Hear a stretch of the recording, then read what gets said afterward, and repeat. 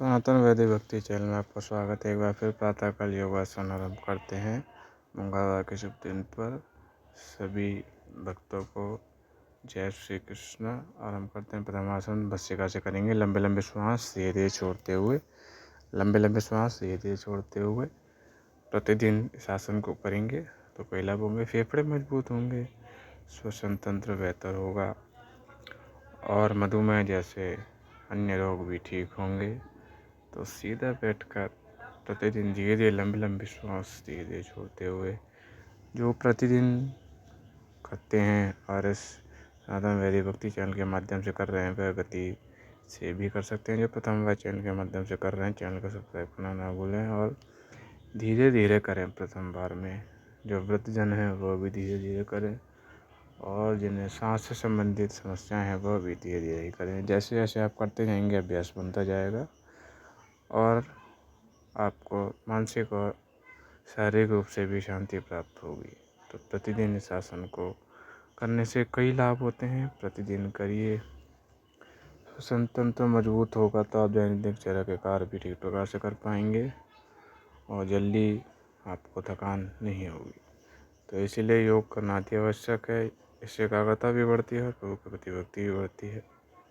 तो प्रतिदिन करना अति आवश्यक है। जैसा कि आप जानते हैं कि कलिकाल में प्रदूषण इतना बढ़ गया है कि सभी को कितनी समस्या आती है। वृद्धजन हो, बालजन हो, कोई भी हो, पशु हो, अन्य आदि सभी को प्रदूषण के कारण अन्य अन्य समस्याएं, श्वास से संबंधित अन्य विषयों से संबंधित समस्याएं आ रही हैं। तो इसलिए योग करना अति आवश्यक है।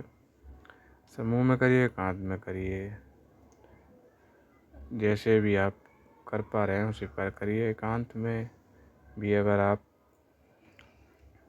ज़्यादा देर नहीं कर पा रहे हैं तो भजन इत्यादि चलाकर भी आप कर सकते हैं, उससे भी आपको सहायता मिलेगी।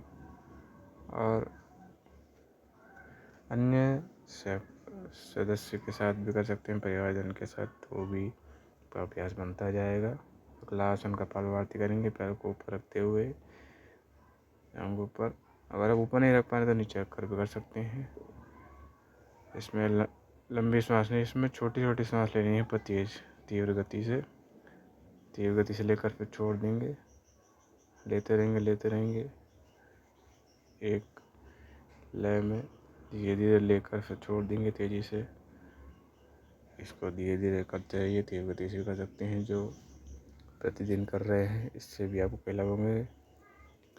रक्त संचार अच्छा होगा शरीर में और तरल पदार्थ भी बाहर निकलते हैं।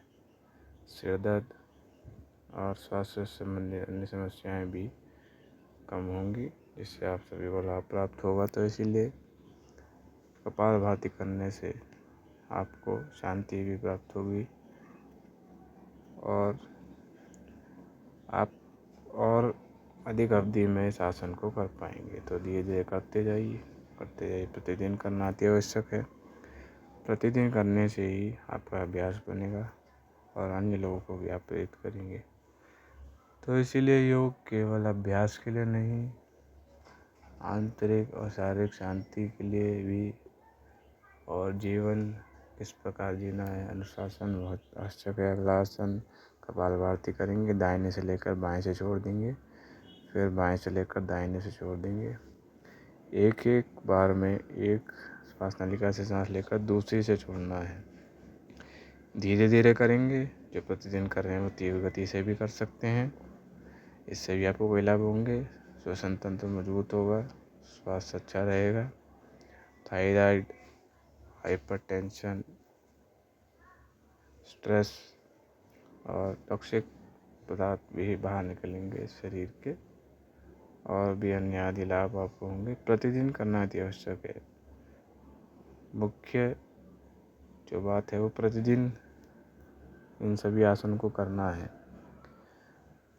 कुछ आसन ऐसे हैं जो आप प्रतिदिन ना भी कर पाएँ, पर श्वास से संबंधित 3-4 आसन आप प्रतिदिन कहीं पर भी कर सकते हैं। तो धीरे धीरे करते जाएंगे। एक श्वास से लेकर दूसरे छोड़ देंगे। उसके बाद हाथों को घिसकर आंखों पर रखेंगे 30 सेकंड के लिए। केवल रखना है, दबाना नहीं है। प्रतिदिन जो भी वीडियो बनी है उसमें मैं बता रहा हूँ, केवल ढकना है, इससे आँखों को भी लाभ होगा, ज्योति में वृद्धि होगी। 30 सेकंड तक रखकर फिर धीरे से हटा लेंगे। थोड़ी देर तक रखिए 30 सेकंड तक, फिर धीरे से कान पर रख कर डालिए, धीरे धीरे हटाइए। फिर गर्दन को घुमाएंगे दाहिनी ओर, फिर बाईं ओर, धीरे धीरे दाईं ओर घुमाएंगे, धीरे धीरे धीरे धीरे घुमाएंगे घुमाएंगे घुमाएंगे, फिर बाईं ओर घुमाएंगे। इससे गर्दन की मांसपेशियां भी मजबूत होंगी और जो करवट इत्यादि में आपको दर्द हो जाता है या फिर एक अवस्था में बैठने के कारण जो दर्द हो जाता है वो भी नहीं होगा। और आगे पीछे भी करेंगे, सभी तो जिस तरफ भी घूम पा रही है उस तरफ करेंगे। उसके बाद प्रभु का ध्यान भी करेंगे। उससे पहले कंधों को घुमाएंगे आगे की ओर, फिर पीछे की ओर, थोड़ा तीव्र गति से करेंगे। इससे कंधे इत्यादि में जो दर्द आपके हो जाता है वह कम होता जाएगा दिन प्रतिदिन करने से। धीरे धीरे घुमाएंगे कंधों को। उसके बाद ध्यान करेंगे, लंबी सांस लेकर मूलाधार चक्र का ध्यान करते हुए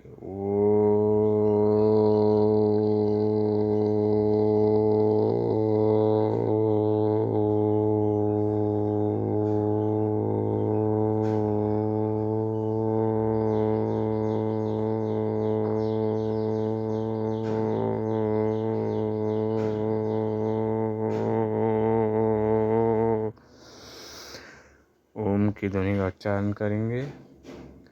प्रतिदिन करने से आपका अभ्यास बनता जाएगा और देर अवधि तक भी आप ध्यान कर पाएंगे। ओम की ध्वनि का उच्चारण भी बीच बीच में मन में करते रहिए या मुंह से बोल कर भी कर सकते हैं, बीच बीच में करना ज़रूरी है। ध्यान केंद्रित रखिए मूलाधार चक्र की ओर, फिर स्वादिष्ठान चक्र, मणिपुर चक्र, अनाहत चक्र, विशुद्ध चक्र, आज्ञा चक्र दोनों भावों के बीच में, फिर सहस्त्रार चक्र, फिर आज्ञा चक्र की ओर, फिर विशुद्ध चक्र की ओर, अनाहत चक्र की ओर, मणिपुर चक्र की ओर, स्वादिष्ठान चक्र की ओर, मूलाधार चक्र की ओर।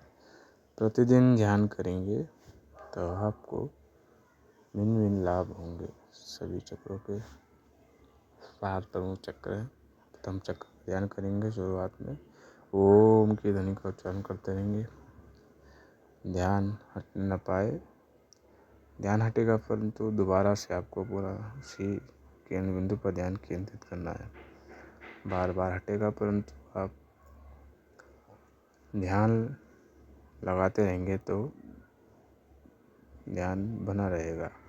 प्रभु को ध्यान करते हुए केंद्र बिंदु पर ध्यान केंद्रित रखिए तो धीरे धीरे दिन प्रतिदिन जैसे जैसे आप करते जाएंगे ध्यान भी बनता जाएगा। परंतु प्रतिदिन करना अति आवश्यक है और इसमें सीधा बैठना भी बहुत आवश्यक है। झुकना नहीं है, पीठ को एकदम सीधा रखते हुए ध्यान केंद्रित रखना है मूलाधार चक्र की ओर। प्रतिदिन करते जाइए करते जाइए करते जाइए। ध्यान करने से एकाग्रता भी बढ़ती है और मानसिक शांति भी प्राप्त होती है। अगर आप विद्यार्थी हैं तो एकाग्रता बहुत ज़रूरी है, और अगर नहीं भी हैं तो भी एकाग्रता बहुत ज़रूरी है किसी भी कार्य को करने के लिए। और मानसिक शांति भी बहुत आवश्यक है, जैसा कि आजकल तनाव का वातावरण में लोग कार्य करते हैं और तनाव से ग्रसित रहते हैं, तो ध्यान करने से वह भी कम होता जाएगा। सारी चिंता को त्याग करते हुए एक केंद्र बिंदु पर ध्यान केंद्रित रखें। ध्यान लगाना बहुत ही लाभदायक है। सारी समस्याएं चिंतन से चालू होकर आगे बढ़ती हैं, तो इसलिए अगर आप प्रतिदिन ध्यान करेंगे तो अन्य समस्याएं उत्पन्न ही नहीं होंगी, क्योंकि आपका चित्त शांत रहेगा तो अन्य समस्याएं होने के जो चांस है, जो संभावना है, वह कम होती जाएगी। तो प्रतिदिन ध्यान लगाना अति आवश्यक है। धीरे धीरे करिए, 1 मिनट से शुरू करते हुए जितनी देर तक आप कर पा रहे हैं उतनी देर तक ज़रूर करिए। एकांत में करिए, किसी परिवारजन के साथ करिए, खुले स्थान पर समूह में करिए, परंतु प्रतिदिन करना अति आवश्यक है, क्योंकि प्रतिदिन करने से ही आपका अभ्यास बनेगा। ऐसा नहीं है कि एक दिन करके आप अन्य दिन नहीं करेंगे, प्रतिदिन करना अति आवश्यक है। धीरे धीरे आंखों को खोलकर पैरों को सामने की ओर रखकर पंजे ऊपर नीचे करेंगे और कलाइयों को घुमाएंगे। इससे कलाइयों में जो दर्द होता है वो कम हो जाएगा, और पंजे ऊपर नीचे करने से पीठ इत्यादि में जो दर्द आपके अक्सर हो जाता है, एक अवस्था में बैठकर कार्य करने से वह धीरे धीरे कम होता जाएगा। उसके बाद हाथों से पंजों को छूना है। शरीर में लचीलता भी बहुत आवश्यक है। धीरे धीरे करते जाएंगे, लचीलापन आता जाएगा। उसके लिए प्रतिदिन करना ही मुख्य है, प्रतिदिन करना अति आवश्यक है। उसके बाद घुटने सामने को रखते हुए जमीन पर लेटते हुए घुटने मोड़कर छाती की ओर रखेंगे, हाथों से दबाते हुए नासिका से घुटनों तक लाएंगे और कुछ सेकंड तक रोकेंगे, 30 सेकंड के लिए। शुरू में अगर आप 30 नहीं कर पा रहे तो 10 सेकंड भी रोक सकते हैं। इससे पवन से संबंधित जो समस्या होती हैं वो आपको नहीं होंगी, इसलिए इसका नाम पवन मुक्तानासन है। दोबारा से करेंगे। नासिका को घुटने की ओर लेते जाते हुए थोड़ी देर रोकेंगे, 30 सेकंड के लिए। रोकेंगे रोकेंगे रोकेंगे, जितनी देर रोक पा रहे उतनी देर रोकिए और फिर हटा लीजिए। उसके बाद धीरे धीरे उठते हुए फिर साष्टांग आसन करेंगे। पैरों को पीछे की ओर मोड़कर रखते हुए एड़ी की तरफ झुकते हुए, हाथ एड़ी पर रखते हुए झुकने का प्रयास करेंगे। जितना झुक पा रहे हैं उतना ही झुकेंगे। प्रथम बार में जिनका अभ्यास बन गया है वो ज़्यादा अगर झुक पा रहे हैं तो उतना ही झुकिए, क्षमता के अनुसार झुकिए। ज़्यादा जोर लगाने से भी आपको पीड़ा हो सकती है, तो इसलिए जैसे जैसे करते रहेंगे स्वयं ही अभ्यास बनता जाएगा। धीरे धीरे करते जाइए। उसके बाद पैरों को मोड़कर, हाथों से पैरों को छूते हुए घुटने मोड़कर नीचे की ओर लाइए, फिर सीधा करिए। बार बार करने से अभ्यास बनता जाएगा और सीधे घुटने रखकर भी आप पैरों को छू पाएंगे। फिर कलाइयों को मोड़कर फिर घुटने सीधे करिए। इससे मस्तिष्क में रक्त अच्छा होगा और निद्रा भी अच्छी आएगी। इसी प्रकार की वीडियो देखने के सनातन वैदिक भक्ति चैनल को सब्सक्राइब जरूर करें। आपका दिन शुभ हो। जय श्री कृष्ण, जय श्री राम। राम।